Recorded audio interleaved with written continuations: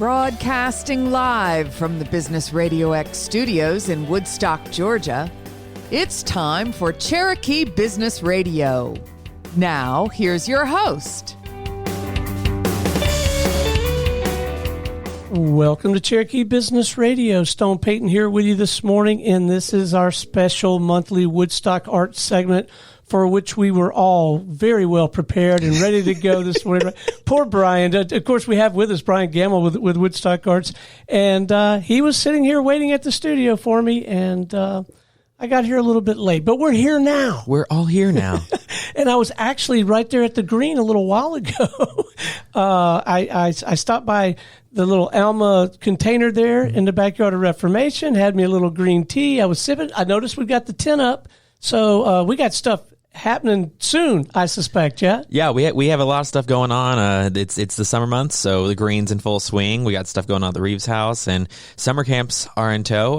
If you had kids that were interested in it, I am so sorry. I believe we still have some availability for a visual art camp, but theater camp has been full, I think, since April. So no, that is fantastic. It's a great problem to have. Yeah. So for those of you that are like, dang, I missed it, go ahead and mark your calendars for March 1st of next year to sign your kids up, because get in early. Yeah, that is the only way to get a spot. But we have 4 camps running out of time right now every week, and they're week long. So that's a lot of fun. But yeah, we have a concert coming up as part of the Lantern Series this Saturday. It's Paul Beaubrun. He is a Haitian blues artist. So ended up being one of those with COVID, having to find someone to replace last minute. But honestly, he should have been on our radar from the beginning. Fantastic musician. And once again, bringing that mission of, talking about different cultures and creating conversation, but also making it accessible with something like blues, So we're super excited to have that on the green this Saturday. And then if you do have the kids that you just need something to do with them on a Wednesday morning or a Saturday, Sunday afternoon, we have Orpheum, the Book of Heroes this month, which is a brand new play that's about it's kind of Greek mythology based. So think the fun that you had watching Hercules with Disney, but a completely different and new story. And then next month we have James and the Giant Peach, the classic. Oh yeah, everybody loves that, right? Yeah, it's a fantastic show. We have a great group working on it, and we're bringing back our sensory friendly programming. So if you or someone has some difficulty with flashing lights or loud sounds or anything like that, sensory overload, we have that as well. You can find that on our website, but we're bringing that back in full swing this year. So we're super excited to be able to offer that accessible programming to our community, because we know our community really gets behind that, and we want to do that as well. You guys are doing so much. I was just there yesterday evening. My wife Holly teaches a watercolor class, and she is just so fulfilled doing that and meeting so many just wonderful people.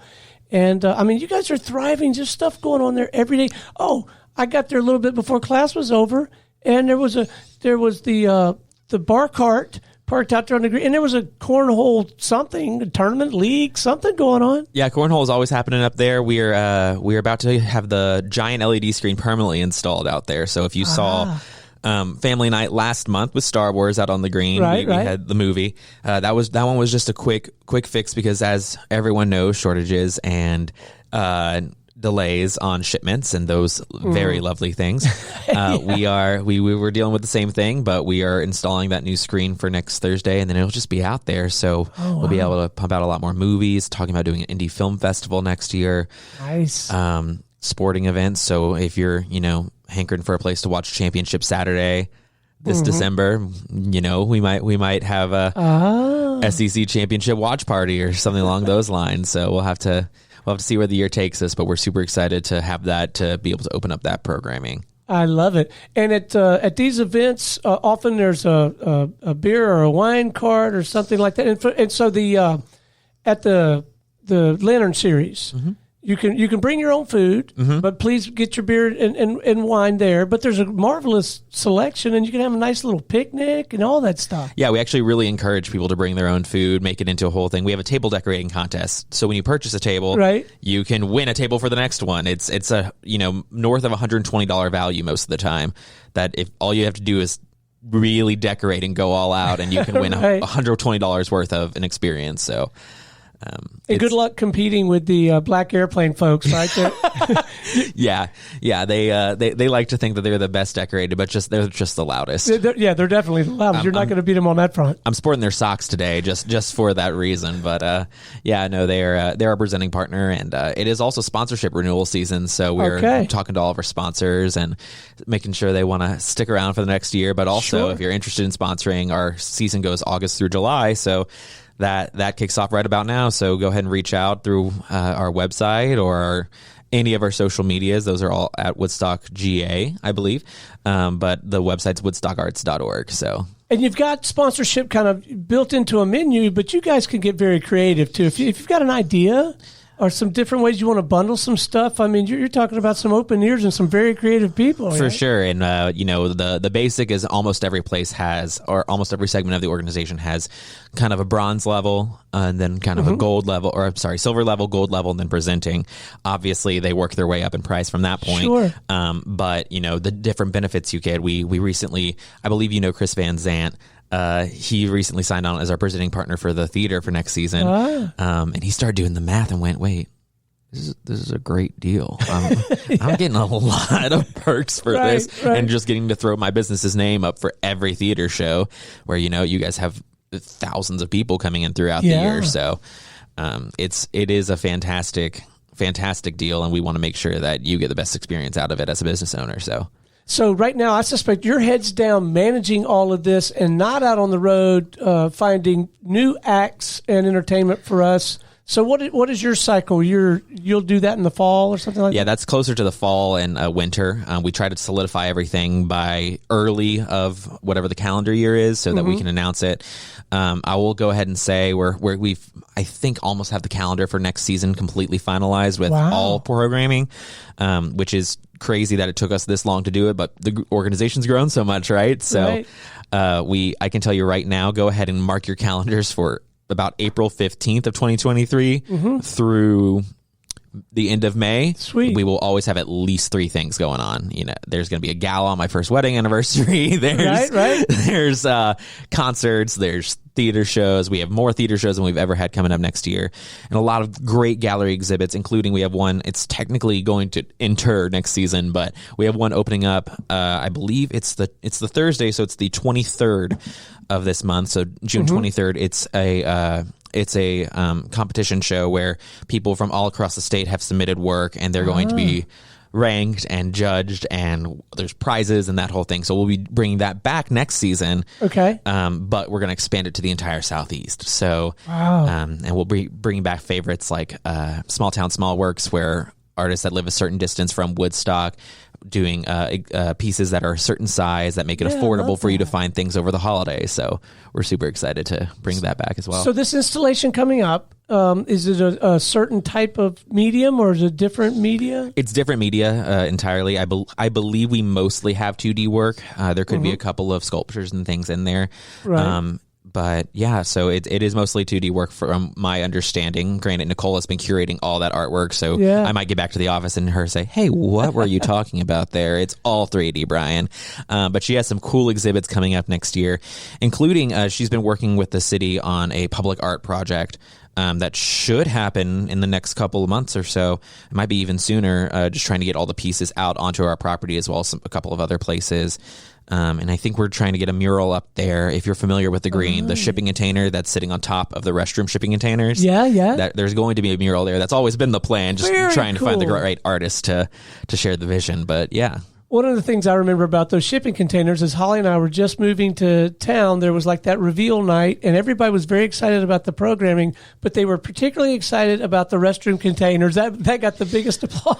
Over COVID, having to transition so much outside, and then people got really used to porta potties, and no one likes getting used to porta potties. Especially, with the farmers market and all those things going on, they would have just rows of them, and it's really hard to sell your veggies next to porta potties. Having those permanent restrooms that don't smell the same way those other ones did. I think we were all really excited for that. It's kind of funny. All of the capital projects, getting the Kish Center done, our pottery studio that still has classes going on, getting the Reeves house, the playground, the restrooms, all of that happened as soon as we couldn't be doing any programming. But now everything's happening all at once again. So it's a nice. It was almost like we had a little bit of a programming break to build everything, and then once everyone's come back, hey, let's just do all of it at once. See, the universe was conspiring to help you. Yeah, something like that. One of the most heartwarming things for me as a local resident and just walking around is to walk by the playground and hear the kids laughing and see the couples. Now, all the couples to me are kids now, too. They all look so young. But to see the young families and playing, and they'll be sitting there with a beer or a wine or a tea or something, watching the kids play. I love that. And one of the things that Holly really enjoyed during this past season at the Reeves house was art created by younger people. She really enjoyed that. Yeah, we had a youth exhibit this past, I believe it was around January. Yeah. And the kids did great work. There was this huge, there were some pieces where I was like, I could never imagine. And I looked down and it was a first grader who did it. So I don't, it was a little bit of, oh man, I need to reevaluate my visual art skills, I guess. But also like the talent that were in these kids, it was just phenomenal. It was a great fun year. The Reeves house is officially over a year old, so congrats to it. Okay, yeah, that happened, I believe, last month. We hit our 1 year mark, so a lot has happened in just a year. So we should definitely have a standing anniversary type event for that, and we should have a standing Gamel anniversary event, right? Oh yeah, for sure. It's funny. I kept joking with my wife as we were looking, and as slowly things are filling up the calendar. I was like, "Hey, are you gonna be okay if the gala's on our first year wedding anniversary?" And she's like, "Yeah, we can just pretend it's a big party for us, right? Yeah, great Big reframing. Ten music."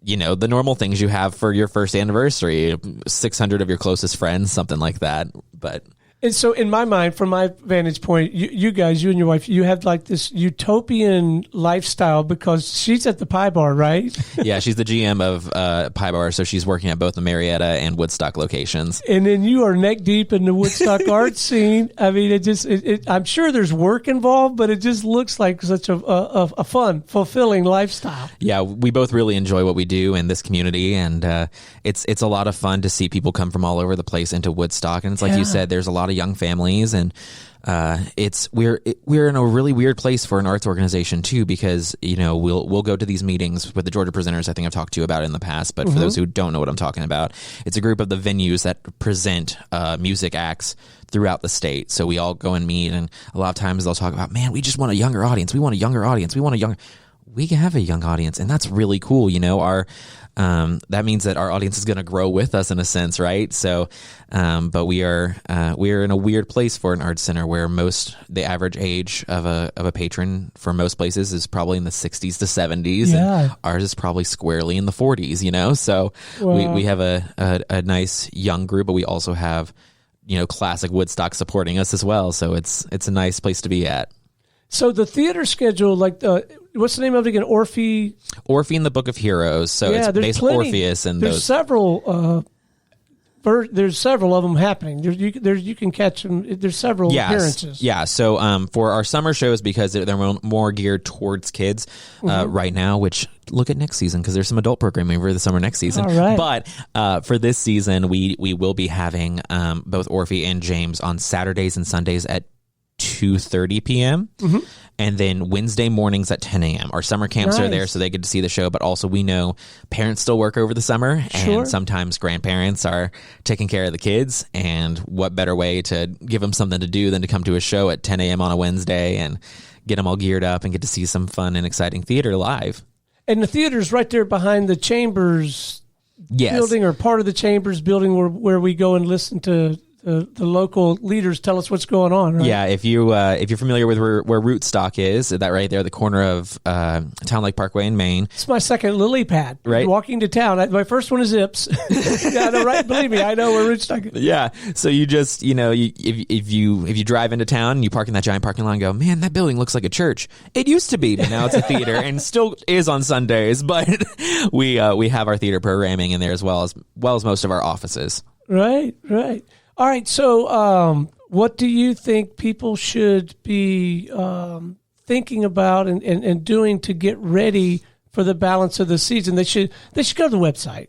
That's the easiest place to kind of get your ducks in a row, right? For sure. And right now, we have a lot of fun coming up next year, including a lot of our patrons have been really excited for Croce Plays Croce as part of the Lantern series. So if you're familiar with Time in a Bottle and Jim Croce and his son AJ, actually, it's this beautiful. I actually was in tears when I saw it live. This beautiful love letter to his father and the relationship that they were able to have for the few years that he was alive while AJ was growing up. But it's talking about the stories, and you get to see, now that we have that big LED screen, you get to see some film footage of him, like old family photos and videos it's heartwarming, and we have a lot of people really excited for it. Well, that is part of next season, which doesn't go on sale to the general public until July 30 or July 1st, unless you get a subscription.